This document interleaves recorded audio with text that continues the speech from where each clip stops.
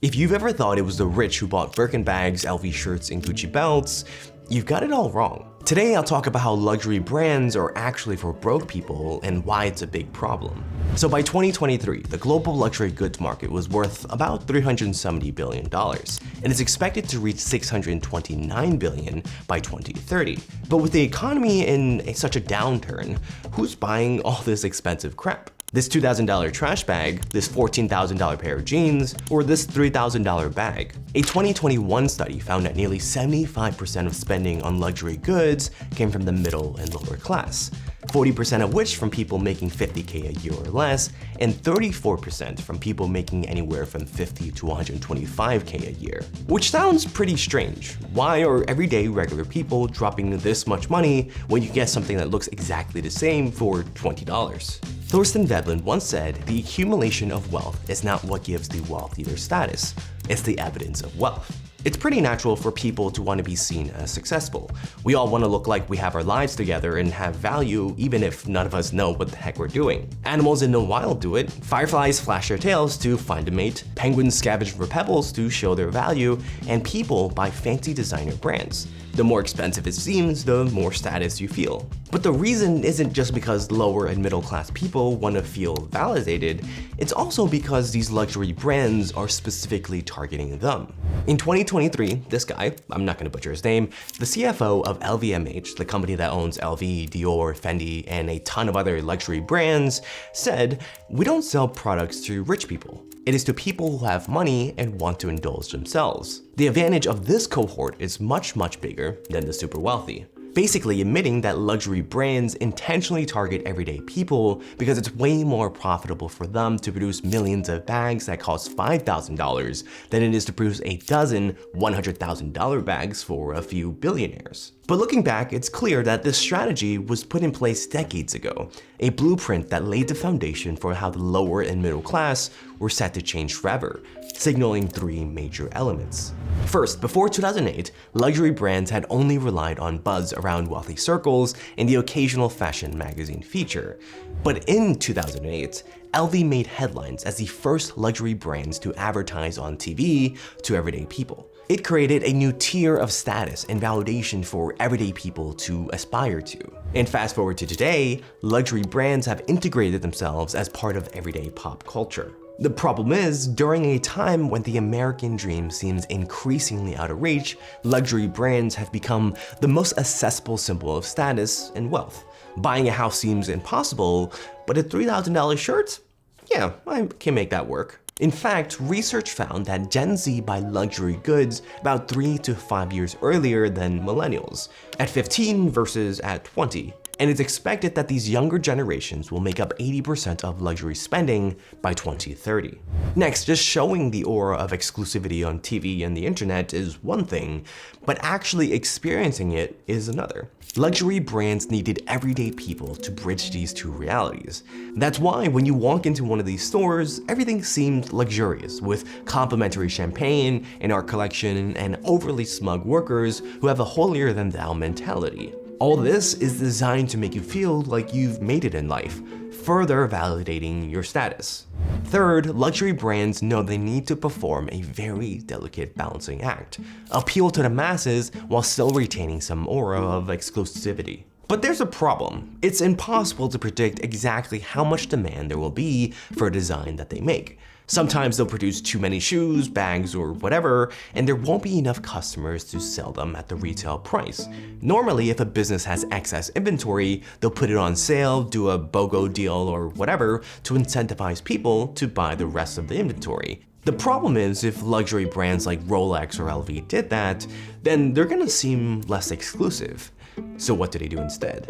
In July of 2018, Burberry admitted to destroying $36.8 million worth of its own merchandise.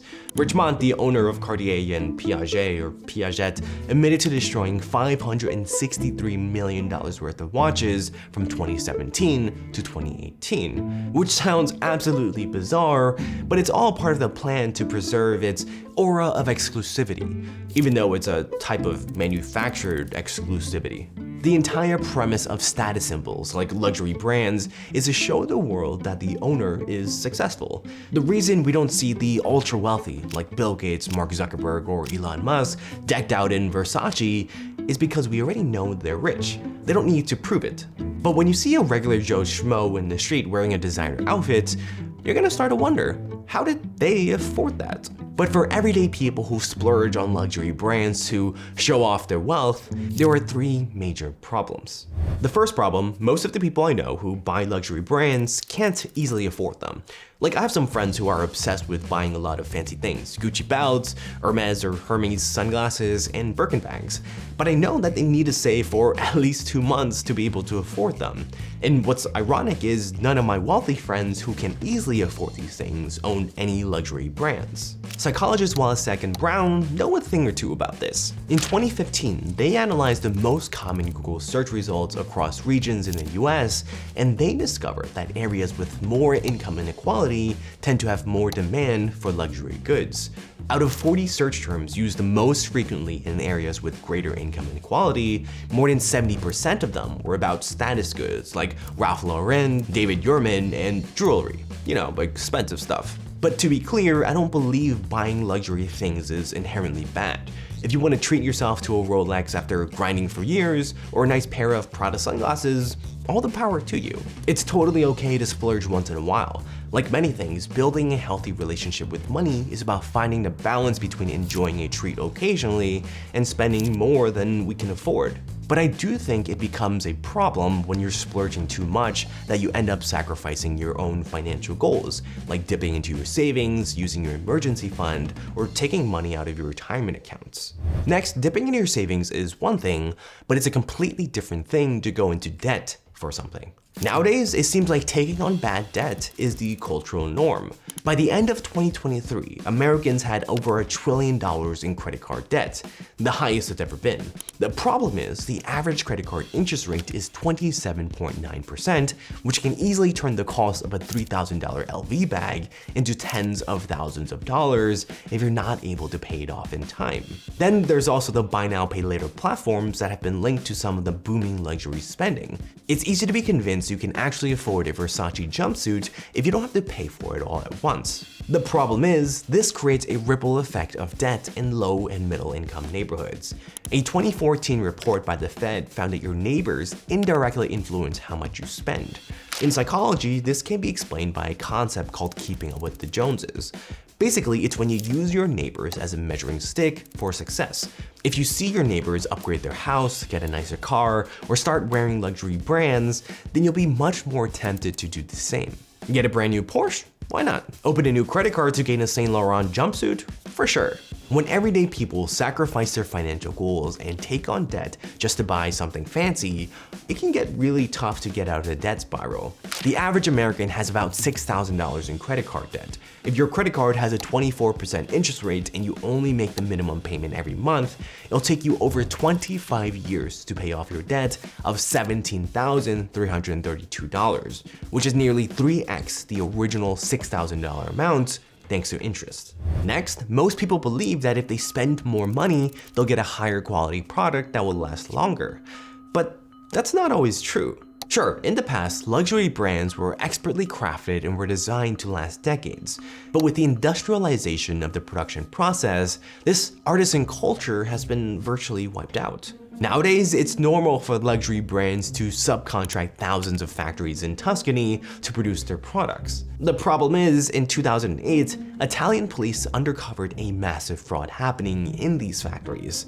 They conducted 250 raids in Italy and ended up finding metric tons of counterfeit bags and shoes with Prada and Fendi logos plastered all over them. When the luxury brands were asked to explain themselves, they simply said they thought the claims were exaggerated, and I quote, "They could not be expected to be on top of all their suppliers." But to really prove the point, in 2018, Payless, a discount footwear chain, ran an experiment. They opened up a retail store called Palessi and made the inside look really fancy. And when influencers checked out this store, they openly said that they'd be willing to pay hundreds of dollars for these Palessi shoes. But the funny part is, these were the exact same shoes that Payless sells in their stores for just 20 to 30 bucks, which shows people are willing to pay a lot more money for brand names and the aura of luxury, despite the disconnect between quality and price.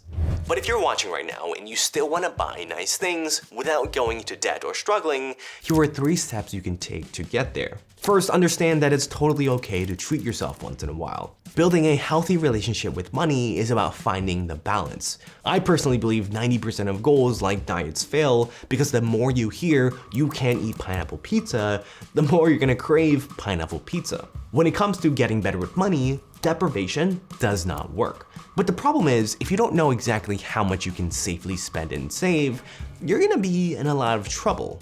So how do you figure that out? The general rule of thumb is to follow the 50-30-20 rule. Basically, 50% of your take-home pay goes towards your needs like food, housing, and utilities, 30% for your wants, vacations, entertainment, and Mr. Magic Lamps, and 20% to your savings. I built this savings goal tracker to help me save money a lot faster. I just put in how much I want to save, and then I can track my progress and visually see where I'm at. For a limited time, I'm giving away my ultimate savings goal tracker for free with the link below. So if you're earning about $6,000 a month, $3,000 would go towards your needs, $1,800 would go into your wants, and $1,200 should go towards savings for future investment. If you can save more or spend less for your needs, that's fantastic. But the beauty of the 50-30-20 rule is it gives you flexibility and encourages you to look for cheaper alternatives. But the 50-30-20 rule isn't a one-size-fits-all solution. You need to understand your own personal financial situation and readjust the ratio accordingly. Personal finance is personal for a reason, and this rule is just a great starting point. Next, it's really easy to start bashing people for buying luxury brands when they don't need it, but just put yourself in their shoes for a second, in their designer shoes. This is Tressie McMillan.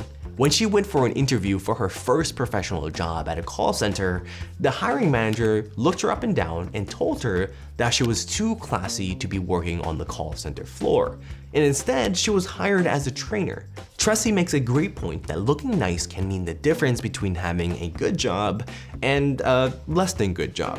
While that's partly true, there's always gonna be a middle ground where you don't have to sell your left kidney just to buy a pair of shoes, but you also don't need to look broke AF because you're penny pitching for retirement. Chances are you can find cheaper dupes for most of these luxury products that look exactly the same, and if not, then consider buying them secondhand at thrift shops or sites like eBay. Next, what if I told you that there is a way to buy whatever you want without worrying about money? But for you to do that, you need to learn exactly how the 1% manages their money. Click here to find out what they do so you can start today.